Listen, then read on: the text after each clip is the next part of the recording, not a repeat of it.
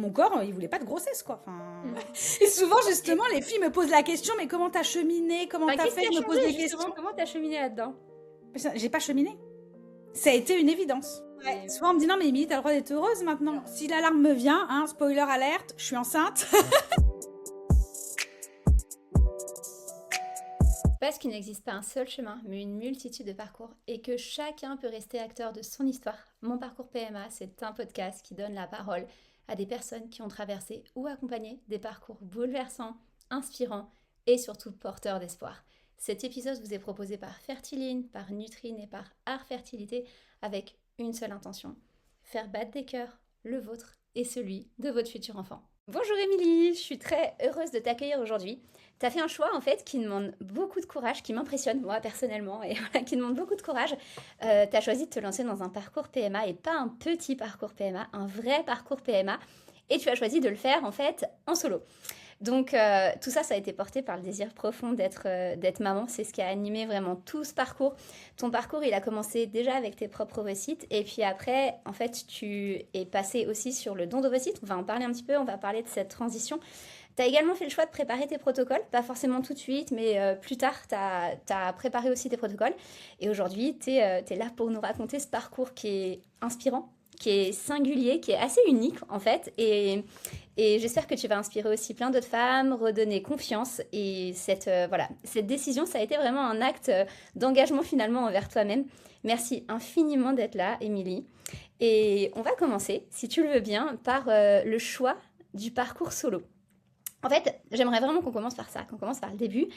À quel moment, en fait, t'as pris cette décision de te lancer dans un parcours solo pour devenir maman? Alors, bonjour, Virginie. Ravie d'être là. Alors, en fait, moi, ça faisait plusieurs années, enfin, il y a très longtemps déjà, plus jeune, on va dire. Je disais, oui, si je trouve personne, je ferai un enfant toute seule à 35 ans. 35 ans, je sais pas, c'était... J'ai l'impression que c'est souvent qu'on se Quel met un âge? âge comme ça, et 35 ans, c'est plutôt l'âge qu'on se met. Donc, je m'étais dit, bah voilà, si à 35 ans, je suis toute seule, je fais un bébé solo, quoi. Voilà, bon, il s'est avéré que finalement, quelques jours avant mes 35 ans, j'ai perdu ma maman. Donc, l'année de mes 35 ans, c'est pas du tout passé comme elle devait se passer. Comme tu l'espérais en tout cas. Voilà. Non, non, ouais, on souhaite jamais ça. Ça a été assez brutal en plus. Bon, bref, c'est pas le sujet. Et donc voilà. Donc l'année de mes 35 ans, il s'est passé beaucoup de choses et donc il n'était pas question de faire un enfant. C'est un sujet que j'avais déjà abordé même avec ma maman en fait. Donc on s'était Le renseigné. parcours solo, le fait de faire un enfant tout Ouais, seul, c'est ça, ouais, t'avais ouais, déjà abordé. ouais, Ok. ouais. Oui, oui, on s'était déjà renseigné. On avait des voisines qui avaient fait ça. Enfin bon, voilà. Et puis après, bah en fait, je voulais être vraiment prête. Bah, financièrement, je voulais être stable, quand même avoir un travail, une rémunération, voilà. Et puis quand j'ai été prête financièrement à me lancer dans ce parcours, bah je l'étais pas forcément psychologiquement quoi. J'avais pas envie de chambouler ma vie parce qu'un enfant ça chamboule quand même la vie. Et ça va, c'est bien d'être lucide là-dessus, Ah oui, oui, oui. et J'étais surtout assez lucide, quand ouais. on est maman solo, quoi, encore plus, encore Oui, plus. voilà. Donc voilà, financièrement c'était ok pour accueillir un enfant qui allait me coûter de l'argent, mais j'avais pas envie de chambouler ma vie. Et puis finalement, à mes 36 ans, un peu plus de 36 ans, je dirais, en fait, pendant le Covid, Hmm. c'était le Covid, enfin, première grosse vague de Covid, la 2020, je me suis réveillée un matin, moi c'est souvent comme ça, hein, je pense à quelque chose, voilà, il y a toujours quelque chose qui me trotte dans la tête et je me réveille un matin et c'est parti, quoi. Donc souvent, les gens ont l'impression que ça sort de nulle part, mais non, en fait. Non, non, Donc ça vient d'une nuit et d'un matin, quand même. voilà, c'est ça. Non, c'est surtout que ça fait un moment que ça trotte dans ma tête, mais que j'en parle pas forcément. Les gens ont tellement habitué que je parle de tout que voilà. Mais non. Donc je me suis réveillée un matin, je me suis dit, bah ça y est, en fait, je me lance. C'est le moment, c'est le moment. Tu Ouais. sentais que c'était le moment. Et ça, c'était il y a 6 ans, maintenant, à peu près, hein, c'est Et ça? oui, c'était vraiment, on était pendant le Covid, on était confinés à la maison. Yes. Donc c'est à ce moment-là que les choses te sont venues et que tu as eu vraiment cette lumière et tu as tout de suite commencé ton parcours. Ouais. Ça a été Bah en plus, quasiment. on n'avait rien à faire, on était confinés à la maison. Donc moi, j'étais toute seule chez moi avec mon chat, bah, mon autre chat à l'époque. Et donc, bah, je suis allée bêtement sur Google. Hmm. Et, et, Hein. et tu t'es lancé. Tu t'es lancé dans les démarches. Et Ouais. Moi, il y a une des premières questions qui me vient, c'est tu as parlé de ta maman, du fait que tu en avais déjà parlé avec elle, mais comment ton entourage en général a accueilli cette nouvelle? Puisque parfois, en fait, enfin, j'imagine qu'on peut recevoir de certaines personnes du soutien, qu'on peut recevoir d'autres personnes une forme de jugement, que peut-être ça restructure ton climat amical aussi. En fait, comment ça s'est passé ça? Parce que tu vois, tout ce qui n'est pas dans la norme, finalement, ça peut quand même pas mal bouleverser les relations sociales. Donc, Bah, moi, ça l'a complètement bouleversée, complètement. Alors, si l'alarme me vient, hein, spoiler alerte, je suis enceinte et je rentre dans la phase J'ai vu, émotive. donc tu es enceinte de 22 semaines, 22 Ouais, semaines d'aménorrhée, c'est ça. ouais. Et donc du coup, fragilité émotionnelle, donc du coup tu peux pleurer. Mais en fait, on est là pour faire passer des émotions et Voilà. pour aussi Non, mais c'est-à-dire que donner depuis de une semaine, l'espoir. l'alarme vient Donc, facilement. Ouais. pas de problème. Donc oui, oui. Effectivement, t'as des gens qui vont très bien réagir. Et puis t'as des gens qui vont très mal réagir parce qu'ils sont pas ouverts d'esprit, clairement, hein, parce qu'ils sont pas ouverts d'esprit et parce que c'est pas dans leur idéal de vie, c'est pas dans leur construction de vie. Donc pourquoi toi tu n'irais pas dans la même direction qu'eux? Voilà, il faut quand même dire que à l'époque j'avais une très très bonne amie qui était presque une meilleure amie, hein, on s'écrivait tous les jours, on s'appelait très régulièrement, on se voyait très souvent. Enfin, voilà. On avait même prévu de partir en voyage ensemble après le Covid. Et quand je lui ai annoncé cette décision, sa réaction a été mais hyper violente et hyper égoïste. Mais comment tu peux me faire ça? On a prévu de partir en vacances. Alors déjà d'une, si je tombe enceinte, j'ai de la chance. De deux, bah, c'est pas une maladie. Bon, même si mon premier trimestre, j'aurais jamais pu partir en vacances. Bon, c'est pas une maladie, mais parfois c'est quand même challengeant une grossesse, clairement. Voilà, on avait prévu de partir en Guadeloupe, j'avoue que ça aurait été compliqué. Mais bon, bref, en tout cas, ça a été hyper violent. Elle a dit que j'étais égoïste. Alors faire un enfant toute seule, c'est loin d'être égoïste, hein. Enfin voilà, ça a été très très violent. Donc sans rentrer dans tous les détails, bah en fait, notre amitié s'est arrêtée là. Ok, donc tu as... Après, je pense que quels que soient les choix, entre guillemets, décalés des conventions sociales qu'on fait dans notre vie, quand on fait ces choix-là, il y a aussi le fait de, il faut être prêt à effectivement perdre des personnes qui n'ont pas ce niveau d'ouverture.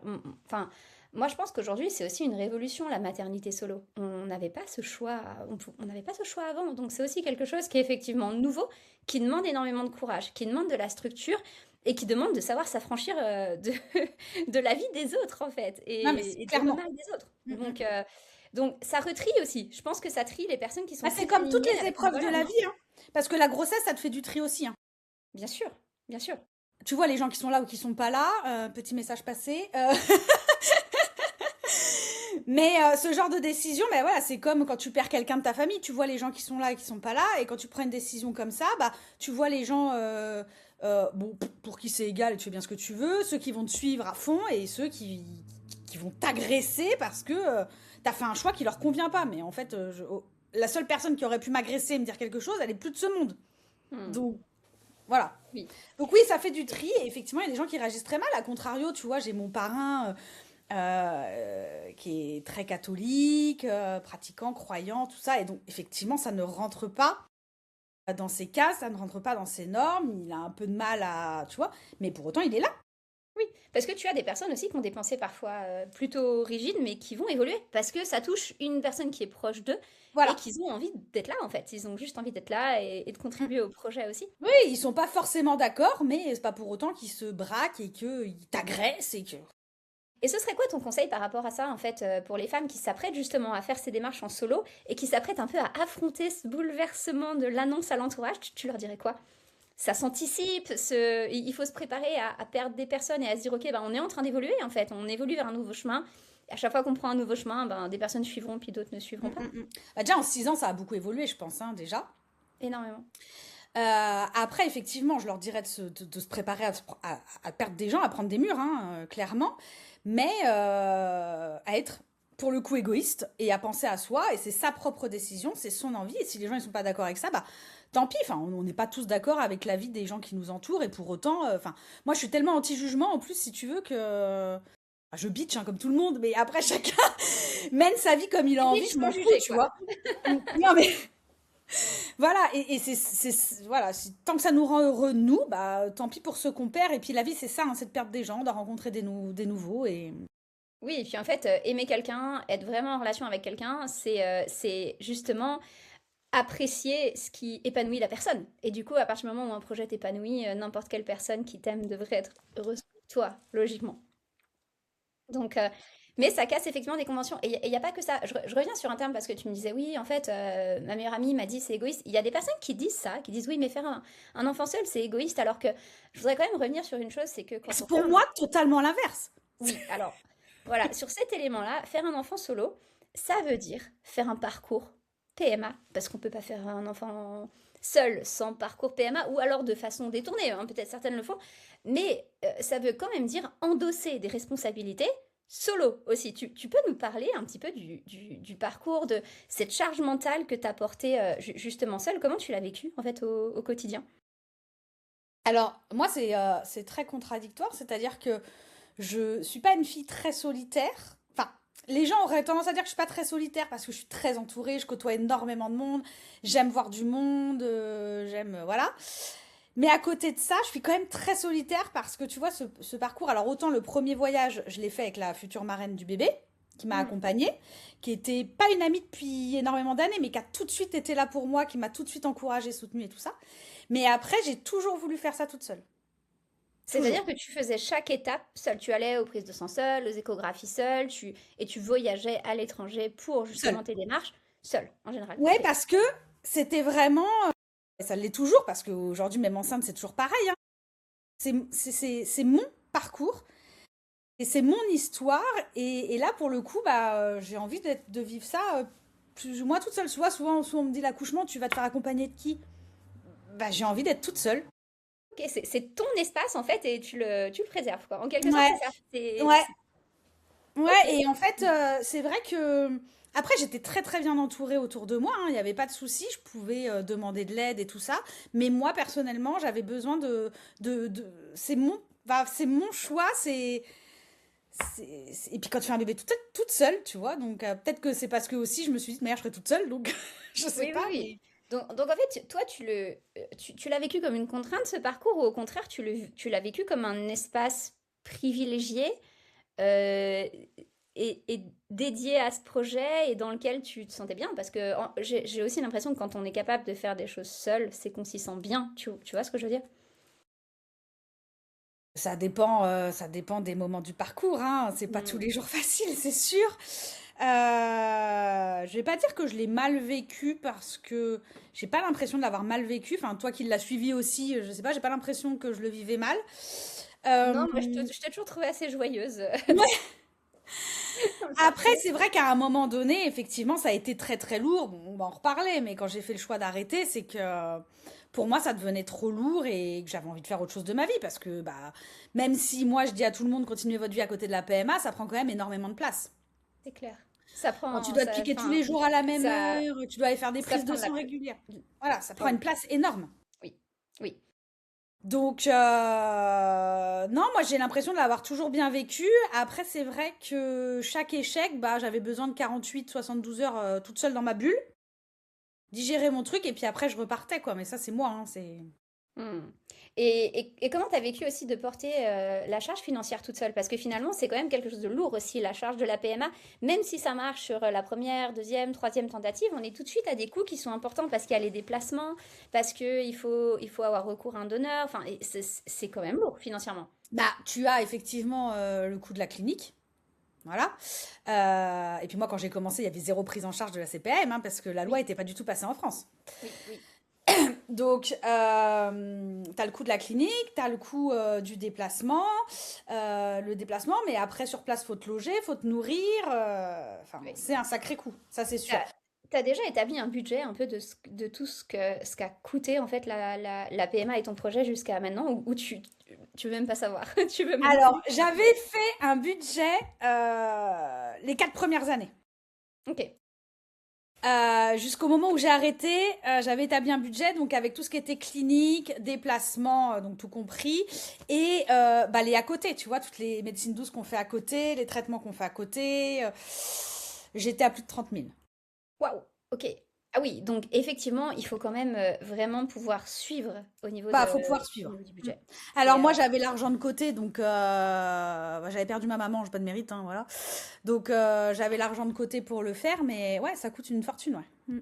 ça, c'est un vrai engagement. En fait, c'est un vrai engagement financier, c'est un vrai engagement en termes de charge mentale, c'est un vrai engagement aussi au niveau organisationnel parce que tu disais oui, ça prend du temps en fait, le fait d'être en PMA, même si on se dit il faut avoir des activités à côté, et ça prend pas que du temps, ça prend aussi vraiment l'esprit quoi. L'énergie. Mm. On est très facilement focusé que là-dessus, même sur un transfert, l'attente du résultat de grossesse. On pense qu'à ça. Enfin, il y a vraiment tout un temps de vie et de pensée qui est mobilisé en fait pour ce Une charge parcours. mentale énorme. Une charge mentale énorme. Et cette charge mentale, elle peut se répartir effectivement quand on est à deux, mais quand on est solo, c'est une charge mentale qu'on porte seul aussi. Donc, Oui, et puis, alors moi, c'est pour ça aussi que je développe les rencontres entre femmes en PMA, parce que ça, c'est bah, génial. même si les amis sont très très présents, s'ils n'ont pas vécu ce parcours, tu peux pas comprendre, quoi. C'est comme quand t'as pas perdu de parents, tu peux pas comprendre. Enfin, tu vois, tant que t'as pas vécu de situation similaire, même si tu mets toute la volonté que tu veux, toute la bienveillance que tu veux, bah en fait, tu peux pas comprendre. D'ailleurs, tu as différentes choses qui sont nées de ton parcours PMA, les rencontres entre les femmes justement en PMA, mais aussi les salons. En fait, ça t'a vraiment aussi donné comment dire, une impulsion Mission de vie. pour répondre à des besoins Mm. qui n'étaient pas répondus chez toi en fait. Ouais. Ouais, ça, puis ça m'a donné une mission de vie, vraiment. Vraiment. Mm. Et je pense que pour peut-être pas pour toutes les femmes, mais pour quand même pas mal de femmes qui passent par la PMA ou qui passent par la conception d'un enfant seul, comme ça donne une mission, ça change en fait un petit peu le sens de la vie et ce qu'on a envie de transmettre. Et du coup, c'est chouette de devenir en quelque sorte bah voilà, missionné là-dedans Oui. et puis de pouvoir aussi ben, conseiller d'autres femmes. Dans les femmes justement que tu rencontres, que tu vas conseiller, tu as principalement des mamans solo ou tu as des femmes qui sont pas forcément mamans solo en fait. Non, j'ai vraiment tout. Tout, Alors, il y a ok, beaucoup de mamans solo. J'ai forcément plus de mamans solo que bien sûr. d'autres personnes, d'autres comptes Instagram et tout ça. Mais que ce soit sur mon compte Instagram ou dans les rencontres en présentiel, non, non. Il y a maman solo, couple hétéro, couple homo, Oui, t'as pas coparentalité, de restriction. Ce qui t'intéresse fondamentalement, c'est la femme. Mm. échanger avec les personnes qui sont en parcours PMA. En Ouais. fait, c'est ça. Mm. Top. Et soutenir. Génial. Donc, en fait, moi, c'est une des choses que j'aime voir aussi dans les parcours de PMA, c'est que ces parcours deviennent inspirants parce qu'au-delà enfin, de juste ce qui est déjà énorme, hein, mais au-delà Juste d'amener un enfanter. enfant dans une vie, ce qui est déjà énorme, en fait, c'est souvent des parcours qui vont inspirer de nouvelles orientations professionnelles, qui vont inspirer justement de nouvelles missions et qui finalement vont rendre service pas seulement à une personne, mais à tout un réseau de personnes, tu vois. Et là, on peut plus vraiment parler d'égoïsme parce que même si on se dit, ok, de toute façon, ça reste égoïste de faire un bébé toute seule, mais en fait, si tu fais rayonner ça à des tonnes et des tonnes de personnes, on n'est absolument pas du tout là-dedans. Et on a déjà dit qu'on n'était clairement pas là, quoi. Donc, Non, non, on n'est pas du tout là-dedans. Puis alors moi, pas du tout, hein, parce que quand j'organise des événements, si tu veux, je me mets pas du tout en avant. Enfin, le but, c'est pas que moi, je me mette en avant. C'est que les femmes, vraiment, elles se retrouvent entre elles et que... Donc non, pour moi, c'est pas égoïste. Puis alors, quand je vois là aujourd'hui que je prépare l'arrivée d'un enfant, il n'y a rien d'égoïste, hein, parce que moi, je fais du tri, je jette tout pour lui faire de la place à elle. donc Donc je pourrais la rappeler, l'autre lui dire, excuse-moi, c'est une mais... petite fille. Voilà. Et ok, donc ça c'est chouette. Est-ce que tu peux nous parler brièvement parce que on a vu aussi dans ton parcours, donc c'est 6 années de parcours PMA au début avec Alors, il y a, 5 années il y a une petite année quand même où j'ai tout arrêté, hein. où tu as tout arrêté. Donc en fait c'est 5 années actives entre guillemets de PMA et de tentatives. Une année off qui était effectivement au milieu de ça, et puis ensuite le glissement vers le don d'ovocytes. Avant juste de parler du don, parce que je pense que c'est un sujet qui intéresse aussi beaucoup de femmes, et ce que j'aime particulièrement chez toi, Émilie, je pense que j'ai une perception qui est assez proche de la tienne, c'est que le don, c'est quelque chose de plutôt léger. Et on échangera peut-être nos perceptions par rapport à ça. Mais ce que je voudrais avant, c'est juste brièvement que tu nous parles de ton parcours avant le don. Et en fait, à quel moment tu te dis, ok, là, ça vaut Sature. plus le coup, quoi. Ouais, Bah, donc j'ai fait, pour résumer mon parcours, j'ai commencé par des inséminations. Donc j'ai fait 4 inséminations. ok. Ensuite, j'ai fait une FIV qui m'a quand même donné beaucoup d'ovocytes et beaucoup d'embryons. À la fin, j'ai eu 6 embryons, voilà. Mais j'étais jeune, entre guillemets. J'avais 37 ans au moment de la FIV. Donc, j'ai pas fait le DPI, diagnostic préimplantatoire, qui est légal en Espagne. Oui, mais ce qui n'est d'ailleurs pas vraiment conseillé à 37 ans, en fait, hein. Rares sont les cliniques qui vont te conseiller de faire un DPI quand tu as 37 ans et quand tu as 6 embryons qui sont en plus morphologiquement relativement correct, quoi.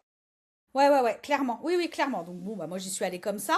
Donc j'ai fait des transferts, donc j'ai fait 3 transferts. Bon, je te donne pas les résultats à chaque fois, mais en tout cas le troisième a fait que bah, j'ai fait une fausse couche. Hmm. Voilà, donc là Ouais, j'ai eu une c'est- grossesse plus ou moins évolutive, enfin évolutive quand même, et après j'ai fait une fausse couche.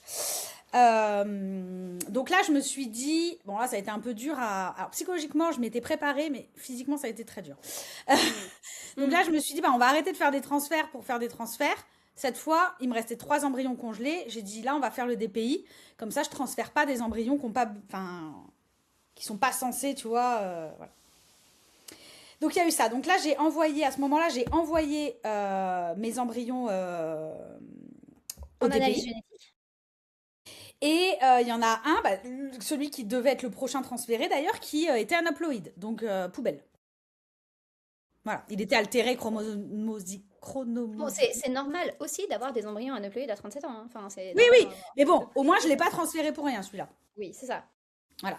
Et les 2 suivants étaient haploïdes, donc pas de souci. Et au même moment, on s'est rencontrés. Hmm. Hmm. Exact. C'est vrai. Voilà. Ça fait un petit moment. Ça fait quoi? 3 ans? 2 ans? 3 ans? Oh, plus même. À plus, 4 ans, ma fausse couche, c'était 4 ans. 2022. Oui, exactement, 4 ans. Exact. Ça nous rajeunit pas. Ça nous rajeunit. Non, mais c'était ce que j'étais en train de me dire dans ma tête. Je me disais, ça nous On rajeunit pas. avait 38 ans à l'époque, Virginie. C'est vrai, on a le même âge en plus. Ouais, à quelques jours d'écart, ouais. Exact. Mm. Donc, du Donc coup, voilà, les 2 embryons euploïdes que tu transfères. Un que que je tu... transfère et qui me font des grossesses biochimiques. Donc en tout, j'ai fait 3 grossesses biochimiques, parce que j'en avais fait une en insémination, et une fausse couche. Hmm. Et pourtant, donc là, sur les 2 derniers embryons, qui sont des embryons euploïdes, cette fois. Donc, peu effectivement compréhensible. Et à quel moment tu décides, du coup, de passer sur un don d'ovocytes? Parce que tu as Alors envoyé là, beaucoup de bah, filles l'an après, dernier, n'est-ce pas? après ces 2 embryons, j'ai arrêté. Oui. C'est Tu as fait là où une j'ai pause. dit stop, terminé, c'est bon, on arrête, Pacha. Donc l'année dernière, je me relance, je me réveille un matin, rebelote. Alors là, pour le coup, ça m'avait pas trop, ça m'a vraiment, je me le suis pris en pleine face et je me suis vraiment réveillée un matin en me disant, bah non, en fait, je veux un enfant, quoi. Hmm. Et c'était, Hmm. enfin, l'envie était différente, tout était différent. Bref. Oui, parce que tu avais même un peu entamé une forme de processus de deuil hein, par rapport à ça. Pour toi, Complètement. c'était clair. Tu voulais plus en entendre parler, tu voulais t'éloigner un petit peu, tu voulais rester missionné dans l'accompagnement des femmes, en fait, en quelque sorte, dans le réseau et tout ça. Mais tu voulais plus toi-même, tu avais Mm. renoncé, en fait, à ce projet-là. Ah ouais, Et donc, complètement. et donc, un matin, Émilie se réveille et là, bing, petite étoile. Mais, mais clairement. Mais du coup, tu te prends ça en pleine face et t'es pas prête. Hmm. Parce que, bah, toi, t'as fait une croix dessus, comme tu dis, tu vois. Oui. Donc là, il m'a fallu un peu de temps pour encaisser le truc. Et donc là, bon, je passe les détails, mais donc je repars en PMA Hmm. avec une nouvelle clinique. Oui. Et là, la nouvelle clinique me dit, alors, déjà, on va commencer par chercher pourquoi des embryons euploïdes font des grossesses biochimiques. Pourquoi votre corps, il n'en veut pas? Ah, c'est sympa, ça. Ça m'a rassurée. Je me suis dit, ah, bah, c'est pas con. Donc voilà, donc on a fait des recherches et tout. Donc j'ai refait une FIV en août dernier avec Avec. mes propres ovocytes en me disant, bah, j'essaye une dernière fois. Oui. Sachant que j'avais 41 ans et que, bon, on sait que ça comme. Voilà. Il y en a pour qui ça marche très longtemps, il y en a d'autres à partir de 40 ans, ça va. Donc moi, je fais partie de celles qui, à partir de 40 ans, Moins bien. moins bien. Donc j'ai eu beaucoup d'ovocytes, beaucoup d'embryons, mais aucun viable. Ah, ok, donc pas de ploïde, en fait. Non. Alors Oh. déjà, sur les 6, il y en a 5 qui pouvaient même pas être envoyés en DPI. Parce que pas de qualité pour être envoyé en DPI. Ok. Et le seul qui a été envoyé en DPI, anaploïde. Ok. 4 altérations chromosomiques. Ok, donc c'est à ce moment-là, du coup, que tu t'es dit. En fait, j'avais toujours dit que j'irais pas vers le don d'ovocytes. Les 4 premières années, j'avais toujours dit j'irais pas jusqu'au don d'ovocytes. Et là, déjà quand j'ai vu qu'il y en a qu'un qui partait au DPI, je me suis dit, un seul, sachant qu'à mon âge, il y a quand même, c'est plutôt 1 sur 6, tu vois, qui revient Oui, euploïde. oui, Donc oui, oui, c'est clair, à 40 ans, on est sur des statistiques qui sont beaucoup moins bonnes, oui, clairement. voilà. Donc je m'étais quand même préparée. Et quand elle m'a annoncé qu'il c'était mort, j'ai dit ok, don d'ovocytes. En fait, Donc, donc tu as switché. Alors, moi, c'est vraiment une chose que j'admire chez toi, ta capacité à rebondir et aussi. Enfin, tu vois, parfois dans un parcours, tu vas dire, ok, moi j'arrête là, et en fait, tu statues que tu arrêtes là parce que ce serait trop dur de dire à tout le monde, non, finalement je reprends, mais toi t'as pas du tout ça en fait. Tu, tu te fiches un peu ce que pensent les gens, et c'est très bien, parce qu'en réalité, tu suis aussi ton influx, tu suis aussi ben, ton énergie du moment, et Après, j'écoute les conseils, hein, faut pas. oui, oui, J'écoute non, les bien conseils des sûr, gens et tout ça, mais effectivement, l'avis bien sûr. d'autrui m'est complètement égal. Oui, et ça c'est important de se dire, ok, ben, à un moment donné, c'est pas parce qu'on a fermé la porte à quelque chose qu'on peut pas se dire, ben, tiens, où on en est maintenant, qu'est-ce qui existe à l'intérieur de nous et qu'est-ce qu'on a envie de faire.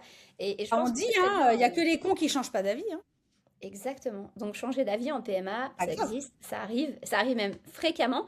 Et moi, j'avoue que c'est plutôt quelque chose que j'admire, le fait de revoir sa façon de penser, de changer d'avis, d'évoluer aussi. Parce que tu vois, on se disait, mais finalement, ben, les personnes qui disent oui, mais un parcours solo, c'est quand même pas conventionnel, normalement, ça se fait pas comme ça les familles et tout ça. Le don d'ovocyte, c'est un peu la même chose. Ça demande d'évoluer, en fait, dans son état d'esprit. Mais c'est incroyable parce que tu es passé d'une fermeture absolue à ok, c'est bon, on y va. Et souvent, Ok. justement, les filles me posent la question, mais comment t'as cheminé? Comment Bah, t'as qu'est-ce fait? qui a Je me pose changé des justement? questions. Comment t'as cheminé là-dedans? J'ai pas cheminé. Ça a été une évidence. Une évidence. Ok. Comment tu Mais te... vraiment, hein, je me revois en haut de ces escaliers, là, au téléphone avec la docteure Mancini et lui dire, bah, on va en endovocyte. Mais clairement, je me revois, hein.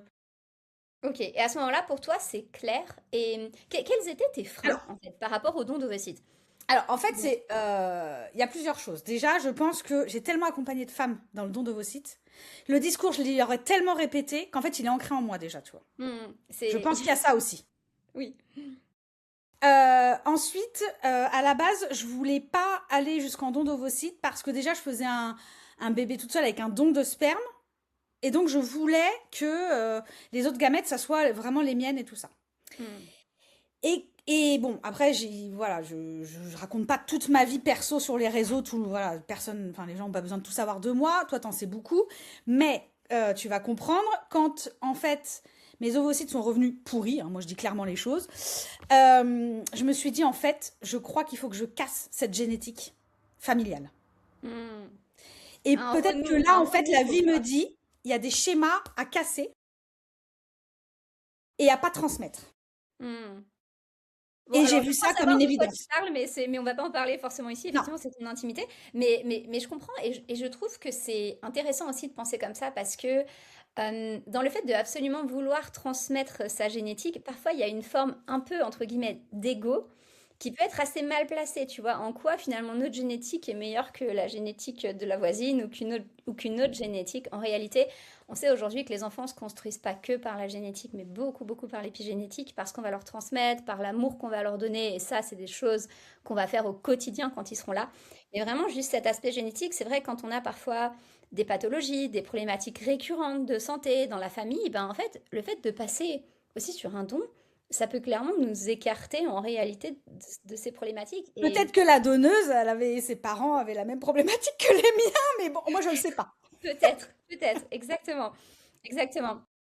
Et, et au-delà de ça, c'est vrai que du coup, si tu avais voulu perdurer dans cet objectif avec tes propres ovocytes, il aurait fallu refaire et refaire et refaire des FIV pour enfin avoir un embryon haploïde, sans non plus avoir la certitude qu'il s'implante. Parce que un embryon haploïde, ça veut dire que génétiquement, il est OK. Par contre, ça ne veut pas forcément dire qu'il a non plus le potentiel énergétique pour se développer. En fait, les ovocytes ne transmettent pas que de la génétique, ils transmettent aussi des cellules énergétiques.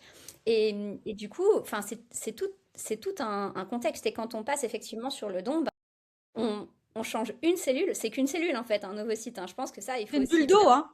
C'est quoi? C'est une bulle d'eau. Oui, c'est une bulle d'eau. En fait, je pense qu'il faut vraiment, il faut vraiment aussi recadrer le contexte. C'est une cellule qui nous permet de vivre la maternité et dans de bonnes conditions. Parce que finalement, les bonnes conditions de vie de la maternité, c'est vraiment tous ces moments où on est là, où on est avec notre bébé, où ben voilà, toi tu vis ta grossesse à 100%, tu vas vivre ta maternité à 100%, puisqu'en plus personne ne sera là pour te piquer le bébé, a priori. Donc, euh, donc oui, c'est quand même... et qu'est-ce que tu aurais envie de dire aussi ou qu'est-ce que tu dis en général aux femmes qui sont hésitantes justement pour passer au don d'ovocytes? Bah, en fait, alors je peux pas faire le cheminement psychologique pour elle, hein, ça c'est vraiment à elle de le faire. Non, non, bien sûr, bien Et sûr. puis moi, tu sais, je suis plus sur le factuel quand je parle aux femmes. Donc je leur explique que en soi, c'est qu'une bulle d'eau, c'est Mm. vraiment juste une mini gamète, et que bah, je leur explique que derrière, c'est elles qui font tout. À partir du moment où il est implanté, c'est toi qui, enfin, c'est ton épigénétique qui module, enfin, on va pas faire un cours, mais qui module la façon dont l'ADN de cet embryon va aller à droite ou à gauche, en fait. Enfin, moi, j'image toujours hein, pour expliquer aux femmes, mais en fait, ton ADN, tu sais pas s'il va à droite ou à gauche, et c'est ton épigénétique qui va lui dire où aller. Donc, en fait, c'est toi qui fais le boulot, quoi. Donc, voilà, j'essaie de leur expliquer toujours sous des images un peu enfantines, mais au moins, voilà, on comprend.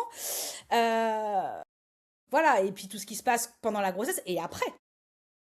Et beaucoup de femmes ou de couples se posent la question, oui, mais en fait, est-ce que je vais le dire au bébé? Comment je vais le dire? Comment il va le prendre? Est-ce que ça risque pas d'être, comment dire, de fragiliser notre relation? Est-ce que tu as cheminé là-dessus, toi? Alors, Ou moi, tu je t'es fais dit, beaucoup rire. blackout, je veux pas penser à ça, je verrai au moment où ça arrive. Non, alors moi, elle est totalement au courant, enfin, Tu voilà. lui en parles déjà. Ouais, bah, enfin, je sais même, je lui en parle même pas, en fait, ça fait partie de sa vie, enfin, tu vois, j'ai pas besoin de lui expliquer, elle le saura quoi qu'il en soit. Et moi, je fais rire mes copines parce que je dis de toute manière, à l'adolescence, un enfant, c'est ingrat. Tous les Mm. adolescents sont ingrats. Donc moi, Évidemment, elle va me dire, de toute manière, t'es pas ma vraie mère. Je m'y attends, il y bien a pas sûr. de souci. J'ai les dossiers, Non, puis en fait, si c'est pas ça, ce sera autre chose. Et en réalité, clairement. tu as l'avantage de savoir. En Non mais voilà, réalité, de tu as toute manière, l'avantage elle de trouvera autre savoir sur chose. quel sujet les crises Voilà. porteront. Donc, Effectivement. il est fort possible qu'elle me dise, mère, t'es pas ma vraie mère. Mais c'est pas grave, je peux lui sortir tous les dossiers, les factures, les photos, les... Tu vas voir si je suis pas ta vraie mère. Voilà, donc je m'y attends, si tu veux, je me suis préparée et voilà. Et puis, bah, moi, après, c'est mon histoire personnelle, hein, je suis anti-secret. Mais t'as Les bien raison. secrets qui éclatent dans une famille, je l'ai vécu. Oui. Et ça fait, Non, et ça fait des dégâts. Autant, effectivement, parfois, autant établir les bases. Alors, chacun fait ce qu'il veut. chacun fait comme il veut, hein. Mais moi, quand on me demande mon avis par rapport au don d'ovocytes, est-ce qu'on doit le dire, pas le dire, je suis plutôt pour, effectivement, conseiller d'être transparent, en fait. D'être Et transparent le plus d'expliquer à l'enfant ce que c'est, comment Exactement. ça fonctionne. Exactement. Mm. Non, non, clairement, c'est vraiment super important. Et en fait, oui, effectivement, comme tu le dis, ben, finalement, il y a des choses qui sont prévisibles, il y aura des discussions qui sont prévisibles, mais il y a aussi une chose qui est très intéressante, c'est que je trouve que souvent, le fait d'avoir un lien génétique avec ses enfants, peut-être comment dire, de façon intrinsèque, ça nous donne un pouvoir sur un enfant, ou ça nous fait croire qu'on a un pouvoir sur un enfant qu'on ne devrait jamais avoir en Mm. réalité. Et le fait de ne pas avoir justement ce lien génétique, clairement, on peut avoir la sensation que la relation est peut-être plus fragile et du coup, on prend soin de la relation aussi. Mm, Et mm. moi, ce que j'observe des parents qui ont eu recours au don, c'est qu'ils amènent un soin particulier à la relation. Ah ouais. Et ça, Alors après, est-ce que c'est pas parce que généralement quand on arrive au don comme ça, on a déjà 40 ans et du coup on est un peu plus mûr. et la grossesse a compté, et on n'est plus mûr. Non, mais bien sûr, il y a peut-être différents éléments. Mm, Il y a mm. peut-être différents éléments. Après, moi, tu vois, c'est ce que je dis aux femmes aussi. À partir du moment où l'embryon il a été créé et on m'a dit, il y a un embryon, c'était mon bébé en fait. Il y avait même pas de Il va questions à se tomber. poser. Et je crois que si toi-même, tu as vraiment intégré cette info, et tu l'as intégré, tu vois, de façon forte, et de toute façon, toi, t'intègres pas les infos à moitié, tu vois. Je pense que quand tu statues quelque chose, t'as statué, quoi. C'est bon. Donc, Il donc y a plus, il y a plus de discussion. oui, et je crois que ça s'appelle, enfin, pour moi, ça s'appelle vraiment embrasser son choix. Tu vois, c'est-à-dire, ok, j'ai fait un choix, mais je n'ai pas fait un choix par dépit, j'ai fait un choix que j'embrasse tous les jours parce que ce choix me permet d'être maman, ce choix me permet de vivre la maternité, ce choix me permet de vivre quelque chose que je n'aurais jamais vécu sans ça. Et c'est génial. Donc, De toi, tu recevoir as des coups vraiment pendant que embrassé. tu me parles. Elle fait Génial. le. Donc, Je sais pas ce qu'elle fait là, mais elle y va. ok, elle est à fond, elle est à fond. Elle est contente, en tout cas, d'entendre qu'on parle d'elle. Ouais, c'est ça. Oh putain, Ok, déjà ça commence. oui, clairement. Et toi, dans ton parcours, tu as choisi de te faire accompagner à différentes étapes. Une des choses que tu as fait, tu as choisi de te faire accompagner sur une étape avec Fertiline, sur Hmm. un transfert, et Une année. une année exactement. Et tu t'es fait accompagner aussi sur tout le reste du parcours avec Nutrine. Ouais, C'est toujours. quoi, et ça toujours en cours. Toujours en cours. Là, on a une petite fille qui est bien micronutrie. Et du coup, Sur ces choix que tu as fait, en fait, à quel moment tu t'es dit, tiens, peut-être que je dois ajouter quelque chose en plus? Fertiline, c'est arrivé quand j'ai fait ma fausse couche. Ça a été le déclic. Bon, souvent d'ailleurs, un- la douleur est le déclic. On attend souvent d'arriver là devant le mur pour se dire, Mm. ok, là, quelque chose doit Et puis, changer un à peu. la même époque, il y avait Flavie qui avait suivi Fertiline et qui était enceinte des jumelles. Oui, oui. Voilà. Flavie, qui va être interviewée aussi dans le podcast Ah. d'ailleurs. Ah, Flavie, c'est chouette, c'est une histoire fabuleuse et tu connais aussi très bien Flavie et vous allez pouvoir pouponner ensemble du coup maintenant. Ah bah elles sont grandes maintenant, les bichettes. Oui, elles sont grandes, mais bon, ça va. Ouais. Euh, ça reste un Donc écart de vie. Flavie, elle avait déjà les jumelles. Non, non, les Non, jumelles non, sont elle nées en était décembre enceinte, je crois, 2022. des jumelles quand on a Elle commencé était ensemble, non? enceinte des jumelles. Ah oui, parce que c'est 23 décembre 2022, les jumelles, il me semble. Hmm. Et du coup, là, je me suis dit, en fait, ok, j'ai fait le DPI, mais je repars pas faire des transferts comme ça, là, va vite. Je travaille sur moi, quoi. Et on a travaillé pendant 1 an avant que je refasse des transferts.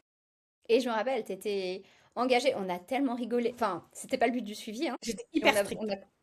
C'était quoi? T'étais stricte? Moi, je suivais hyper stricte. Et de toute façon, enfin, t'es quelqu'un d'engagé. Quand t'es Ouais, engagé, t'es engagé, ouais, quoi, clairement. ouais. Donc, t'as suivi hyper strictement et on t'a accompagné pour le dernier transfert. Ou les Les deux deux. transferts. Les deux Mm. transferts. Et sur ces deux transferts, on a eu malheureusement les grossesses biochimiques. Et après, tu nous as dit, ok, bon ben voilà, stop. Alors, t'avais ressenti des choses, t'avais ressenti des bénéfices, tu voyais qu'il y avait des choses qui progressaient, mais l'objectif était pas atteint. Et après, t'as arrêté, en fait, Ah, j'ai complètement. arrêté la PMA, donc j'ai tout arrêté, hein. T'as arrêté la PMA, en tout cas pendant un moment, mais c'était pas prévu que tu reprennes. Oui, mais quand j'ai repris, j'ai rien fait, hein. À part que Nutrine, j'ai jamais arrêté. Même quand j'ai arrêté la PMA, je continuais Nutrine. Oui, t'as continué Nutri Oui. entre-temps aussi. Mm. Oui, oui, je me rappelle effectivement parce que de toute façon, tu disais ça peut pas faire de mal quoi. Donc Bah oui, oui. Et puis les oméga 3, c'est bien quand même toute l'année et tout. Donc voilà. Et là, j'avoue que j'ai rien fait du tout pour la oui, reprise. tu voulais J'avais envie de faire me quelque laisser chose. tranquille. Après, attention, j'avais envie de me laisser tranquille. J'ai une vie plus ou moins saine quand même. Enfin, Oui, et puis je t'avais quand mange même pas des quelques plats habitudes. préparés Il tous y a, les jours. il y a Voilà, des tu vois. habitudes que t'avais gardées naturellement Ouais. ou pas? Le gluten. Ah oui, ok. Ok. Là, tu ne remanges pas de gluten du coup, ou tu Alors modères. enceinte, si. Enceinte, Hmm. si, parce que je Ah, le enceinte, ça a tolère, l'air beaucoup mieux, enceinte. clairement. Je le tolère enceinte et puis je trouve que c'est bien que ma fille, elle en ait quand même, tu vois. Et on verra à l'accouchement si je le tolère toujours ou pas, enfin, ce que ça redevient. Mais sinon, j'avais pas repris le gluten, ouais. Ah, alors on a quelques bugs. Je t'entends pas très bien là, Émilie. Est-ce que tu m'entends? Il y a eu un petit bug.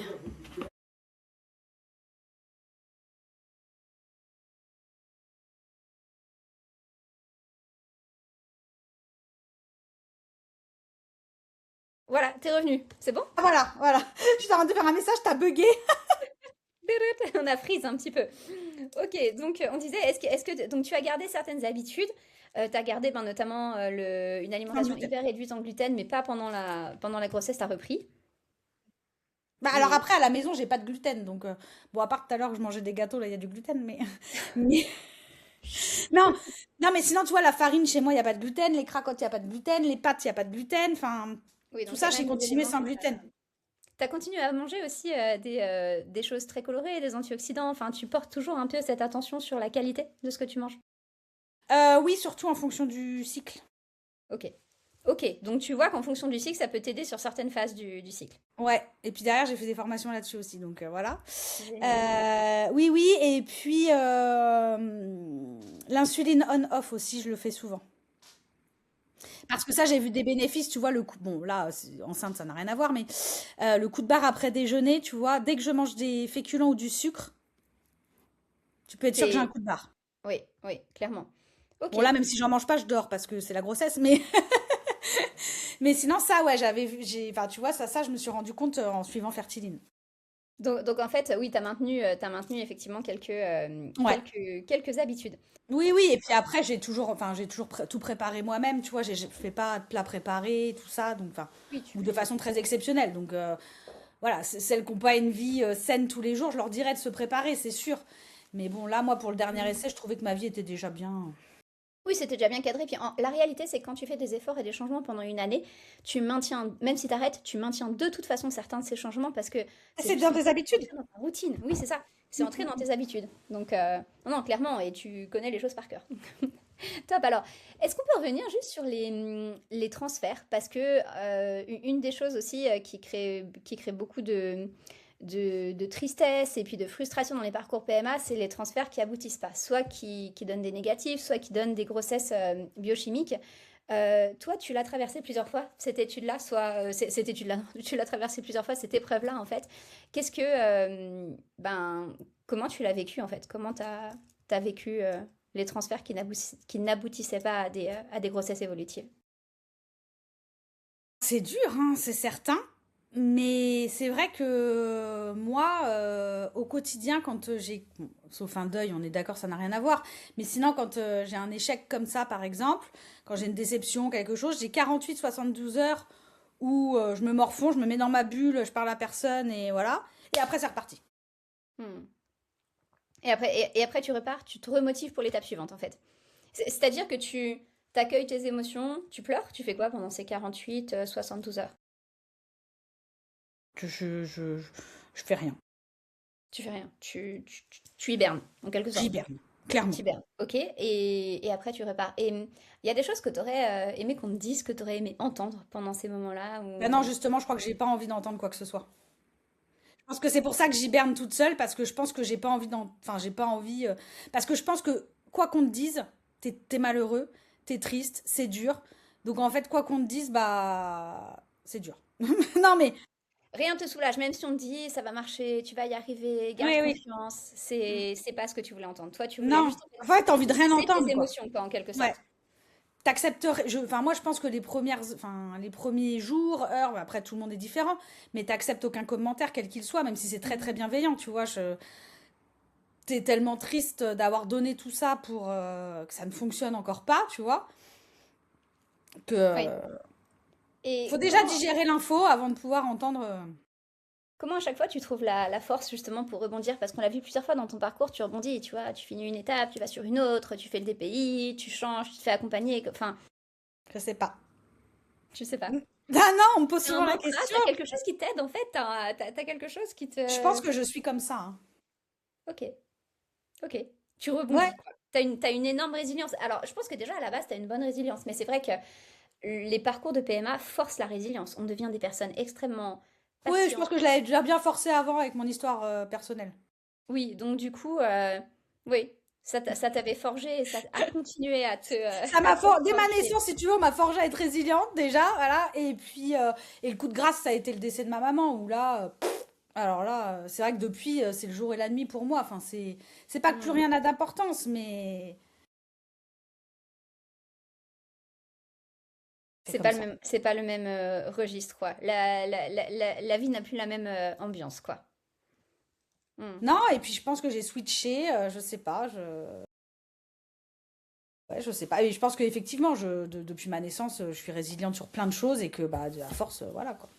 Puis après, tu mûris, tu grandis, Oui, tu prends de l'âge, et tu serais... Donc, toi, ton tu conseil changes. par rapport aux échecs, ce serait plutôt de garder aussi un moment d'intimité profond et un moment d'accueil, en fait. De pas tout de suite être parasité par les pensées externes, mais d'avoir vraiment ton moment pour processer les émotions, quoi. Bah moi je le vis comme ça. Après, je pense que c'est très très personnel aussi. T'as des gens qui vont pas pouvoir rester seuls, qui vont avoir besoin d'extérioriser, d'être entourés. Je pense qu'en fait, il faut faire ce que nous on a envie de faire, quoi. Oui, Ce qui nous s'écouter, fait du déjà, bien. de base. S'écouter. Voilà. Pas Et faire ce qu'on nous dit de faire, mais qu'est-ce que toi à ce moment-là t'as envie en fait. clairement.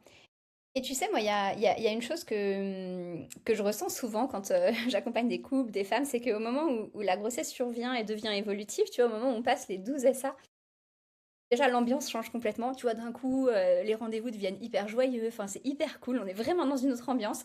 Et surtout, c'est comme si on avait l'impression que tout le parcours, qui est parfois hyper dur, hein, parfois on a des couples qui ont 10 On ans, 15 ans, oublie, parfois même 20 ans de parcours, que tout ça a ça s'oublie. un peu disparu. Tu Mm. vois, pas. Alors, ça devient un peu nébuleux en quelque sorte, c'est-à-dire que, tu vois, parfois je vais dire un truc en mode oh là là, qu'est-ce qu'on est content aujourd'hui de voir ça, alors que vous vous rappelez, il y a 6 mois en arrière, on vivait ça, et je vois dans le regard qui On se rappelle ils pas. doivent faire un effort pour s'en rappeler, tu vois, alors que le truc était énorme. Genre, on a vécu une fausse couche, on a vécu quelque chose de difficile. Et je voulais avoir, sincèrement, toi, ton avis là-dessus. Comment tu C'est vrai. perçois aujourd'hui tes 6 années de PMA, qui étaient parfois des moments très difficiles? Tu te rappelles de tous les détails? Enfin, comment tu les vis Non, je maintenant? commence à oublier des choses. Alors, est-ce que c'est la grossesse? Je ne sais pas. Est-ce que la grossesse on perd des Oui, alors en neurones plus, aussi? la grossesse contribue quand même un petit peu, vraiment. Mais c'est vrai, après, moi, je suis pas du genre, tu vois, à m'apitoyer sur mon sort. Donc, c'est vrai, quand mon gynéco il me dit, vous vous rendez compte, hein, je vous revois me dire, ah, c'est fini, je veux plus, hein.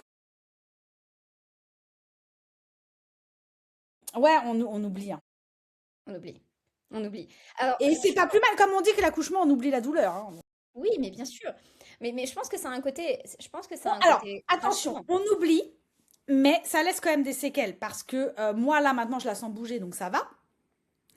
Mais encore il y a 15 jours, j'ai été inquiète de savoir si ça s'arrêtait pas. Alors que plus de 4 mois, ça, pas de raison que ça s'arrête, tu vois. Enfin, malheureusement, ça arrive. Mais je pense qu'il y a quand même des séquelles de la PMA qui font qu'on n'est pas serein toute la grossesse, quoi. Bah, Contrairement je à pense que d'autres la couples. PMA augmente la préciosité aussi de la grossesse, de ce bébé qui comptera toute la vie, toujours probablement encore beaucoup plus que s'il n'y avait pas eu Ouais. le parcours PMA. Donc ils sont Oui, oui. chanceux, ces petits bébés qui naissent de la PMA, pour cet élément-là, parce qu'en fait, ils ont été tellement désirés qu'ils ont souvent des parents qui sont très attentifs, qui, dès le début, cherchent plein de solutions. Ils vivent dans des petits cocons qui sont vraiment, vraiment, vraiment géniaux, quoi. Donc Ah ouais, non, c'est sûr. ça, c'est chouette. Ok, donc tu confirmes que ça devient un peu plus flou, le parcours d'avant, et que du coup, ça c'est rassurant, parce que du coup, ça veut dire qu'on a quand même tendance à un peu oublier, éponger cette souffrance à partir du moment où l'étape est passée, clairement.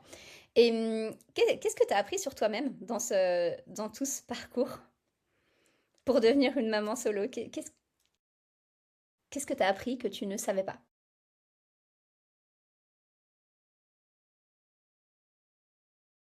Je sais pas. Peut-être ma résilience encore plus. Mhm. Mais j'ai surtout appris que je pouvais m'en sortir toute seule. Alors après, est-ce que c'est le parcours solo? Est-ce que c'est le fait que ma maman soit partie? Tu vois, il y a eu tout qui a commencé au même moment. Mais en tout cas, que je m'en sors très bien toute seule, ouais. Tu as appris que tu pouvais tenir les rênes toute seule de tous, en tout cas de tout ce parcours, et tu te sens en confiance pour la suite aussi, pour la maternité solo. Bon, Bah, en de toute plus, toi, tu es manière, il va très bien organisée, falloir. Émilie, hein. Donc, Hein? tu es très organisée. Ouais. Donc j'imagine que ça va bien se passer sur ce plan. Ouais, ouais, ouais, mais après, je me dis souvent, on me dit, mais comment tu vas faire? Tu sais, par rapport au travail, je suis quand même indépendante. Là, j'ai pas énormément de contrats, enfin, j'en ai, mais ça me fait pas vraiment vivre correctement. Donc, c'est vrai que ça peut être stressant. Ça l'est, hein. Mais bah, c'est vrai que moi, ce qui est assez contradictoire et assez drôle quand même, c'est que avant de me lancer dans le parcours PMA, j'ai quand même attendu d'avoir un poste salarié, d'avoir une bonne rémunération, d'être propriétaire, gna gna gna. Voilà, donc l'année dernière, je vends mon appart, maintenant je suis locataire et le bébé arrive au moment où bah, j'ai plus de boulot. Oui, oui. En fait, C'est comme ça. le message, c'est... hop, attention le chat. J'ai le chat qui a décidé de venir participer au podcast. J'ai vu la queue. Oui, le message, c'est aussi... est-ce qu'il y a vraiment un bon moment? C'est Non. le moment où le fluide est là, quoi. Et en Bah, quelque sorte, c'est-à-dire que s'il y avait un bon moment, j'aurais pas choisi celui-là, quoi. Donc, pas forcément choisi celui-là. elle arrive à ce moment-là, bah, c'est comme ça, je fais avec et je m'organise et je fais comme je peux, quoi. Exactement. Euh, Qu'est-ce que tu dirais aujourd'hui à la Émilie que tu étais avant de te lancer dans ce parcours? Ah, lâche pas, crois en toi. Hmm. Parce que dans ce parcours, tu perds confiance quand même, parce que tu perds confiance dans ton corps, en fait, dans ta capacité à mener, enfin, à avoir une grossesse, quoi. En fait, ton corps, enfin, moi, en tout cas, c'est ce qui se passait. Mon corps, il voulait pas de grossesse, quoi. Enfin, Hmm. Hmm. donc, En tout cas, c'est ce que tu percevais. C'est ce que tu imaginais quand oui, ton corps. et puis moi, alors c'est là que ça a été difficile aussi au début pour moi, la grossesse, c'est que, en fait, depuis que je suis née, j'enchaîne tu sais, les gens, ils ont l'impression que vu que j'ai toujours le sourire, j'ai une vie de rêve, machin, mais depuis que je suis née, j'enchaîne les merdes, en fait. Hmm. Et donc ce parcours, ça te dit, enfin, ça me disait encore, mais putain, ça va jamais s'arrêter en fait. Il y a un moment donné où j'ai. Donc c'est aussi pour ça que j'avais arrêté le parcours en disant maintenant, laissez-moi tranquille. J'aimerais bien une vie un peu linéaire. Et donc là, quand la grossesse elle arrive, bah t'as du mal à y croire parce que t'as tellement l'habitude aussi, tu vois, d'avoir.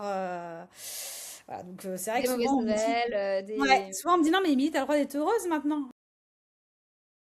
Et oui, t'as le droit d'être heureuse. Et ça commence à bien se dessiner tout ça, Ouais, clairement. ouais, je le vois bien dans ma chambre, c'est plus ma chambre.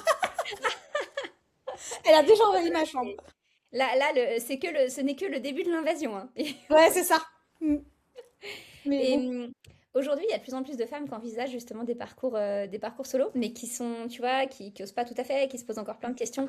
Qu'est-ce que tu auras envie de leur dire, De sincèrement, avec foncer. tout ton cœur? De foncer.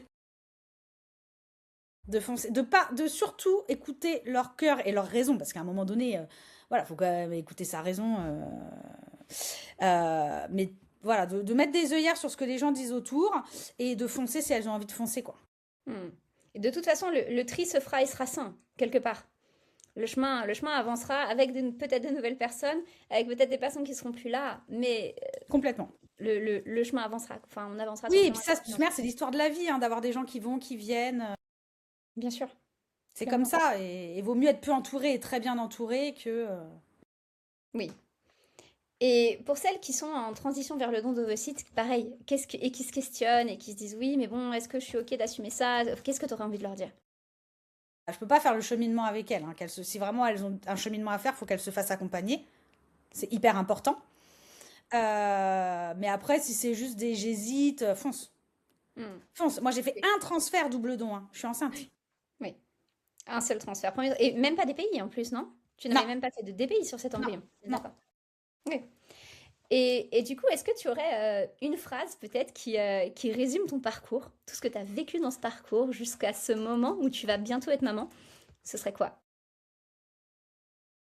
Girl power. Girl power. Bah en fait, on En plus, a je fais une fille. et en plus c'est une fille. On a un pouvoir incroyable, hein. C'est vrai qu'on est les seuls à avoir le pouvoir de donner la vie avec des chemins plus ou moins longs, plus ou moins faciles, plus ou moins Non, mais quand je vois contraignants. les hommes, ouais, mais il faut que j'aille faire un spermogramme. Non, mais gars, tu vas éjaculer dans un tube, quoi, s'il te plaît. Non, mais on n'est pas foutu pareil, hein. On n'est On pas n'est pas foutu fait pareil pareil. par rapport à un projet ou un autre. Et je pense que les femmes sont naturellement beaucoup plus engagées dans les projets de maternité. Ça, c'est Les d'une femmes sont évidence beaucoup plus absolue. fortes, hein, faut pas se leurrer, hein. Faut dire la vérité, on est beaucoup plus fortes et déterminées, hein. Alors, alors, plus forte ou pas, je sais pas, mais je me faisais une réflexion l'autre jour que j'ai soumis d'ailleurs à mon conjoint. Je te la partage, ça va te toucher, toi qui a un peu de préjugés sur les hommes. Non, c'est Julien, que je serais content de m'entendre. je comparais les analyses justement les analyses hormonales salivaires, donc des hormones de survie, chez les hommes ou chez les femmes, à symptômes à peu près équivalents. Donc par exemple, un homme qui va dire ben, je suis fatigué, je me sens surmenée, je me sens pas très bien. Et en fait, on voit qu'à symptômes équivalents, donc au même stade de ressenti, les femmes sont en bout de course, elles sont complètement épuisées, elles ont des surrénales à l'HS, et l'homme est au début du problème, en fait. Bah voilà, Et t'as du tout coup, dit. j'émettais ça à mon conjoint en lui disant, mais est-ce que tu penses que du coup, les femmes sont plus fortes, vont plus loin, vont plus à l'épuisement, sont plus résilientes? Il me dit, non, je pense pas que ce soit ça, à mon avis. Tiens, pourquoi je suis pas étonnée de sa réponse à lui? Moi, il avait l'air assez sûr que les hommes étaient très résistants. Je pense que les Ah femmes, oui, bien sûr. je pense que les femmes ont une résistance Ouais. physiologique hors norme. On C'est n'est d'ailleurs pas, un problème. tout le monde parle d'égalité homme-femme, mais on n'est pas du tout fait pareil. Non, et c'est un problème, c'est que les femmes sont en capacité, je pense, physiologique d'aller se mettre dans des états critiques, ce que les hommes ne peuvent pas toucher, parce qu'au moment où ils commencent à entrer dans l'état critique, en fait, on voit qu'ils tirent déjà la sonnette d'alarme, alors que physiologiquement, on n'est pas du tout dans la même dégradation. Et c'est pour ça qu'aussi, dans les parcours PMA, il y a parfois des déséquilibres, entre guillemets, de ressenti entre l'homme et la femme, où l'homme se sent hyper surmené parce qu'il a dû faire 2 spermogrammes et aller à 3 rendez-vous d'écho. Et la femme se pique tous les jours, va faire des examens, fait des hystéroscopies, des examens qui sont parfois même douloureux, en fait, hein, et le parcours peut être douloureux à certains moments. Et c'est vrai qu'on Bah, peut tu avoir sais, moi, vraiment il y a ça aussi. Pourquoi aussi j'ai switché direct sur le don d'ovocytes, c'est que moi, ma dernière stimulation l'été dernier, je l'ai hyper mal vécu physiquement. Oui, oui, aussi, clairement. Oui, très Donc, clairement. ça a été très, très dur physiquement. Donc, il y a aussi des choses qu'on vit, qui sont... Et Et, et pourtant, je suis assez costaud, tu vois, je me suis jamais plaint de mon parcours PMA. Cet été, ma stimulation, je me suis plaint. et c'est vrai que c'est merveilleux de pouvoir avoir recours à une cellule et d'éviter justement des parcours supplémentaires, des douleurs, enfin du temps supplémentaire, des douleurs supplémentaires, et Bon, avec alors là, beaucoup avec le d'incertitude. Lovenox, je m'en passerais bien, tu vois, mais... L'Ovenox, oui. Bon, ben voilà quoi. Voilà. Mais oui, T'as des petits hématomes, quoi. T'as des petits bleus partout. Ouais, j'ai un... Puis un ouais, schtroumpf. Et bah, tu te souviens déjà, quand je suivais Fertiline, que tu m'avais fait travailler sur la circulation sanguine, les bleus que je me payais? Et oui, ça, quand on vascularise, en fait, on voit qu'on a un sang qui devient effectivement hyper fluide, voire parfois même trop fluide, ce qui est plutôt un bon contexte en Ouais, réalité. j'étais venue chez toi et je m'étais retrouvée avec un bleu. C'est vrai, pourtant je ne t'avais pas frappé. Précise bien quand même. Mais oui, oui, il y a un moment donné aussi, le parcours, il devient un peu plus dur physiquement hein, pour les femmes. Voilà, et les hommes, on pas ça, quoi. Bien sûr. Et parfois c'est incompris et parfois ça crée vraiment. On voit aussi des séparations pendant effectivement les parcours de PMA parce que en fait l'incompréhension grandit et le couple ne grandit pas de ce parcours mais s'affaiblit de ce parcours. Certains grandissent mais certains s'affaiblissent. Et aussi c'est vrai qu'en solo, non seulement. Enfin, il n'y a pas le soutien du couple, mais il n'y a pas non plus la contrainte du couple. Non, en fait, je pense que dans les deux cas, il y a des avantages et des inconvénients, en fait. Tu as tout à fait raison. Je pense que c'est Il n'y a pas une complètement. situation qui est mieux que d'autres, parce que souvent on me dit, ah bah toute seule, au moins t'es tranquille. Ouais, je pense qu'il y a, voilà, il y a des avantages d'un côté, de l'autre, et des inconvénients pareils d'un côté et de l'autre, quoi. C'est pas le Clairement. même parcours. C'est pas le même parcours. En tout cas, je voudrais te remercier, Émilie, sincèrement, pour tout ce que tu as transmis dans ce podcast, parce qu'ici, on a parlé Merci. énormément de choix, de choix qui sont justes pour nous, même s'ils ne sont pas justes pour les autres. Tu nous as aussi parlé de comment tu bifurques, comment tu rebondis, comment tu... Des fois, tu dis stop, puis tu dis, non, en fait, finalement, pas stop, on repart. Et en réalité, enfin, moi, j'ai vraiment l'impression que ce qui a guidé tout ton chemin, c'est t'écouter, en fait t'écouter et agir. Parce que en réalité, il y a des personnes qui s'écoutent et puis qui vont se dire ok, mais je sais pas si je passe à l'action ou pas. Mais je pense que tu as vraiment cette capacité à te réveiller un matin, écouter ton cœur et te dire ok, c'est là que je vais. Et en fait, après, ta détermination, elle est énorme. Moi, je t'ai toujours vu avec un engagement et une détermination incroyable. Je suis tellement heureuse pour toi que tu sois une future maman aujourd'hui. C'est génial, c'est vraiment génial. Et je te remercie beaucoup pour ton témoignage et tes partages qui vont déjà consolider les projets de beaucoup de femmes, qui vont donner de l'espoir, qui vont permettre aussi aux femmes de comprendre ce qu'on gagne dans un parcours de PMA, parce qu'on ne fait pas que perdre, Non. on gagne aussi, enfin là on gagne un bébé en l'occurrence, mais pas que. On gagne une mission, on gagne un engagement, on gagne des On compétences. apprend sur son corps, sur ses réactions. Et Mhm. comme tu l'as si bien dit, on reprend confiance aussi. Mm. On perd confiance à certains moments, mais on reprend confiance à d'autres. Donc, merci beaucoup pour tout ça, Émilie. Est-ce que tu veux Merci nous à dire toi. un petit mot de la fin, peut-être, pour les personnes qui vont écouter ce podcast? Bah écoutez, non, foncez. Ok, mais Foncez. ça, tu l'as dit. Ah, ok, c'est le troisième foncé, donc c'est la règle d'or, foncez, clairement. C'est ça. Merci beaucoup, Émilie. Merci beaucoup Merci pour à ce toi. partage. Merci. Rappelez-vous, ce parcours ne définit pas qui vous êtes, mais il peut vraiment transformer la manière dont vous avancez. Si cet épisode vous a parlé, n'hésitez pas à le partager à quelqu'un qui en aurait vraiment besoin. Et pour découvrir d'autres parcours inspirants, vous pouvez suivre Mon Parcours PMA sur votre plateforme d'écoute préférée. Si vous ressentez le besoin de reprendre le pouvoir sur votre parcours, sur votre fertilité, vous trouverez toutes les informations nécessaires sur le site monparcourspma.com. À très vite.